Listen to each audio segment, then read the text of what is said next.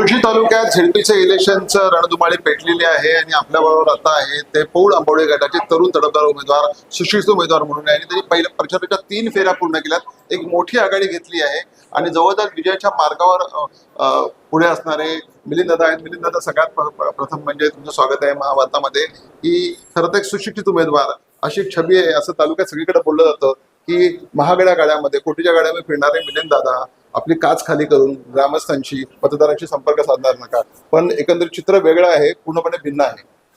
नाही, बरोबर आहे. काही लोकांनी ही खोटं नेरेटिव्ह सेट करण्याचा प्रयत्न केला होता, पण लोकांना माहिती आहे की मी जमिनीवर चालणारा माणूस आहे किंवा सर्वसामान्य लोकांच्या अडीअडचणीत उभा राहणारा माणूस आहे. माझा परिवार हा नेहमीच सर्वसामान्यांसाठी किंवा गोरगरिबांसाठीच काम आणि कार्य करत आलेला आहे आणि त्याच मार्गावरती मी देखील चालत आहे. त्यामुळे अशा नरेटिव्हला मी शक्यतो ते सिरियसली घेत नाही. वारकरी समाजाची एक मोठी परंपरा असणारा हा समाज आहे. वारकरी समाजासाठी काम करत आले बाबूजींनी, पण मला वाटतंय की अशी कोणती धर्मशाळा नसावी. पंढरपूर असू दे, देऊ असू दे, आळंदी असू दे, तिथं बऱ्याच घराण्याच्या पाऊलखुणा उमटलेल्या आहेत. तर मला वाटतं आज वारकरी संघाने पण एक मोठा पाठिंबा दिला आहे आणि जसं झालं होतं मुळशीमध्ये की मुळशीच्या आमदाराला वारकरी बरोबर होते, मुळशी भोरचं परिवर्तन झालं. त्याच परिवर्तनावर मला वाटतं हा पौड आंबवडे गटाचा वाटचाल सुरू आहे. बरोबर आहे. आज खऱ्या अर्थाने संपूर्ण वारकरी संप्रदायाने मला जाहीरपणे पाठिंबा दिलेला आहे आणि त्याबद्दल मी संपूर्ण वारकरी संप्रदायाचे आभार मानतो आणि त्यांनी जी जबाबदारी माझ्यावरती सोपवली आहे ती मी 100% पूर्ण करण्याचा प्रयत्न येणाऱ्या कालावधीत करेल असं मी आपल्याला सांगतो. एक सुशिक्षित मिनी आमदार ह्या भागाला मिळणार अशी पण एक चर्चा रंगली आहे. काय नक्की विजनाचं आहे? काम करत आलोय, काम करत राहू, पण एक्झॅक्टली हा सगळा परिसर बघितला तर एक मोठा असा मुळशीचा अख्खा युटर्नचा आहे, ज्याच्यात बोंगापासून निघतो, अनेक शाळा आहेत, तामिनीचा एक मोठा पट्टा आहे आणि त्यानंतर हा थोडासा ग्रामीण पट्टा आहे. हा सगळा मुळशी धरणाचा पट्ट्यासाठी काय योजना आहेत आणि मुख्य म्हणजे आपण आता उभे आहोत पौडचा परिसर असू दे, आंबडवेटचा थोडा औद्योगिक परिसर होते, असं काय विकासाचं नक्की विजन काय आहे की ज्यांनी मिलिंद दादांना मत द्यावं असा विश्वास मतदारांमध्ये निर्माण झाला?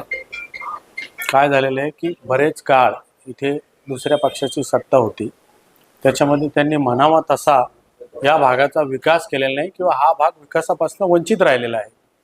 इथे नोकऱ्यांची खूप कमतरता आहे, रोड नाही आहे, लाईट नाही आहे, पाणी, अनेक प्रश्न इथे तसेच आहेत. महिलांच्या बाबतीतले प्रश्न तसेच आहेत. शाळा देखील म्हणाव्या तशा चांगल्या नाहीत. तर प्रामुख्याने आपल्याला या सर्व गोष्टींवरती काम करावं लागेल.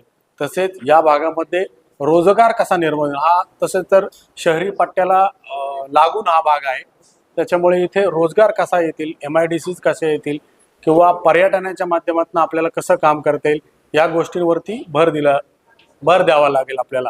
इथे कसं आहे की आपण कोळवण भागामध्ये गेलो तर तिथं दुधाचं प्रमाण जास्त आहे. मग त्या भागामध्ये आपल्याला दुग्धजन्य पदार्थांच्या बाबतीत काही आउटलेट टाकता येतील का किंवा प्रोसेसिंग प्लांट टाकता येतील का, जेणेकरून त्या भागातल्या लोकांना अपेक्षित असणारा उद्योगधंदा तिथे येईल. पौडसारख्या ठिकाणी आपल्याला दुसरं काही करता येईल का, म्हणजे बेसिकली जे पौडचं आपण बसस्टँड बघितलं, सर्वात पहिलं तर ते बसस्टँड आपल्याला चांगलं करावं लागेल, त्याचं थोडं सुशोभीकरण करावं लागेल, कारण का त्या भागामुळेच आपली ओळख इतरत्र होणार आहे. तसंच आपण पुढे गेलो ते अकोले त्या साईडला, तिथं बटाट्याची शेतीचं प्रमाण खूप जास्ती आहे. तर त्या बटाट्याच्या पासून आपल्याला काही प्रोडक्ट्स तयार करता येतील का किंवा असे प्रोडक्ट्स तयार करून तरुणांना काही तिथे फॅक्टरीज टाकून त्यांच्या मार्फत काही रोजगार निर्माण करता येईल का, अशा प्रकारचं काहीतरी उपाययोजना तिथं करायला लागतील.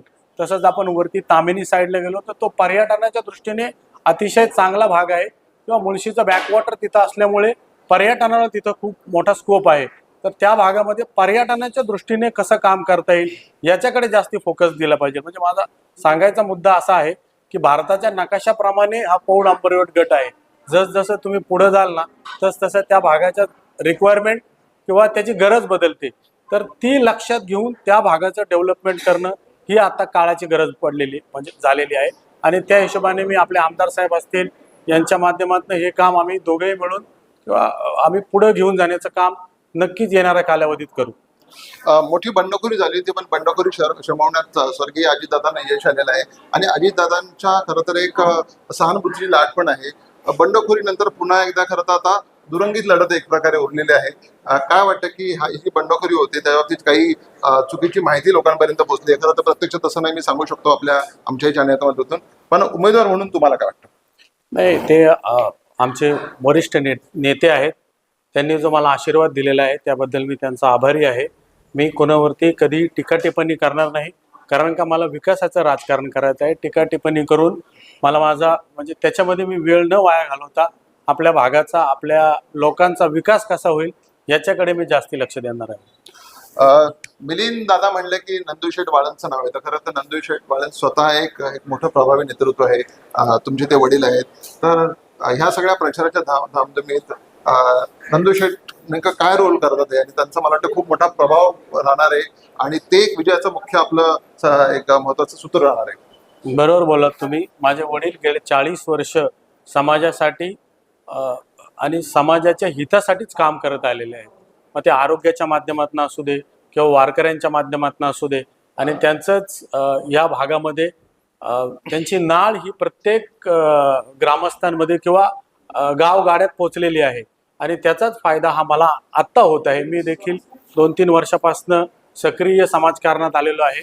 याच्या अगोदर मी माझा बिझनेस सांभाळत होतो, पण आता मी सक्रिय समाजकारणात आल्यानंतर मी देखील अनेक महाआरोग्य शिबिरं घेतलेली आहेत. त्याच्यामध्ये अनेक लोकांचे जवळपास 300 ते 400 लोकांचे डोळ्याचे ऑपरेशन्स, तसेच लहान मुलांचे ऑपरेशन्स देखील सक्सेसफुलरित्या मोफत आपण केलेले आहे. त्यांचा देखील भरघोस आशीर्वाद मला लाभणार आहे. वारकरी संप्रदायाच्या माध्यमातून सुद्धा पंढरपूरची वारी असू दे किंवा खेळ रंगला वारकऱ्यांच्या माध्यमातून आपण जवळपास 20-10 जोडप्यांना आपण विमानाने घेऊन गेलो, त्यांचे देखील आशीर्वाद लागणार आहेत. भव्य नोकरी महोत्सव मी इथे आयोजित केला होता, त्याच्यात देखील 70 लोकांना नोकऱ्या लागलेल्या आहेत. म्हणजे असे अनेक विकास कामं मी करत आलेले आहे आणि या विकासाच्या कामाच्या जोरावरतीच मी इथून पुढची माझी वाटचाल करणार आहे, वाटचाल चालू ठेवणार आहे. एकंदरीत हा आपला सगळा पौड अंबरपेठ मतदारसंघ पाहिला तर सगळा ग्रामीण मतदारसंघ आहे. कोणती गावं जास्त राष्ट्रवादीला प्रभावशाली राहतील आणि तुम्हाला खूप मोठा पाठिंबा मिळाला असं वाटतंय?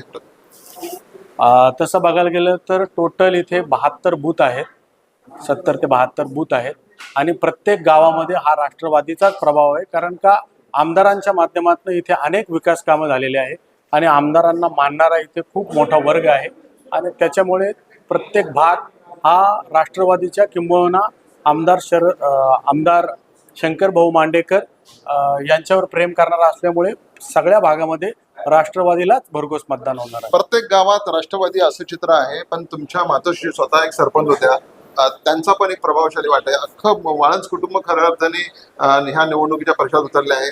मातोश्रीबाबत काय सांग? माझ्या आईने 5 वर्ष हे आंबोने ग्रामपंचायतीचं सरपंच पद भूषवलं होतं आणि तिला स्वर्गीय अजितदादांच्या हस्ते आदर्श सरपंच हा पुरस्कार देखील मिळाला होता. बऱ्याचशा योजना तिने त्या गावामध्ये अंमलात आणल्या. म्हणजे त्या भागातला सगळ्यात पहिला कॉन्क्रीटचा रस्ता हा माझ्या आईच्या माध्यमातून झाला.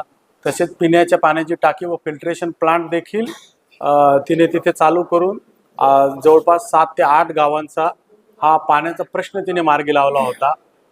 सौर दिव्याचं काम केलं होतं. अशा अनेक कामं माझ्या आईने तिच्या कालावधीत पूर्ण केलेली होती आणि त्याचा निश्चित फायदा मला हा येणाऱ्या निवडणुकीमध्ये होणार आहे. संपूर्ण धरण भाग एक खरं तर मानला जातो एकतर शिवसेनेचा पल्ला, पण आता ते चित्र पूर्णपणे बदललेलं आहे. राष्ट्रवादीमय असं चित्र झालेलं आहे. धरण भाग आणि राष्ट्रवादी असं एक नातं, खरं तर जी परंपरा शंकर मांडेकरला होती, जी मतं शंकर भाऊला होती, त्याचीच पुन्हा पुनरावृत्ती मला वाटते तुमच्या मतांच्या बॉक्समध्ये त्या यंत्रामध्ये दिसून येईल. 100% असंच होईल. कारण का इथे शंकर भाऊंना मानणारा वर्ग किंबहुना स्वर्गीय अजितदादा पवार आहेत, त्यांना मानणारा बराच मोठा वर्ग आहे आणि एक दादांच्या बाबतीतली उतराई म्हणून इथे मला वाटते सर्वच ठिकाणी जे दादांचे मुळशीच्या बाबतीतलं ते स्वप्न होतं किंवा मुळशीच्या बाबतीतलं जे दादांनी निर्णय घेतले होते त्या निर्णयाच्या मागे हा मुळशी भाग 100% उभा राहील असं मला म्हणजे वाटतं. आमदार शंकर भाऊ असू दे, स्वर्गीय दादा असू दे, त्याच्या मागे मुळशीचा हा भाग उभा राहील आणि मिलिंद दादा निश्चितच मिनी आमदार म्हणजे जिल्हा परिषद सदस्य होऊन या भागाचा चेहरा मोहरा मांडण्यासाठी सज्ज झाले आहेत. महाभारतासाठी संजय दुधाने, पौड.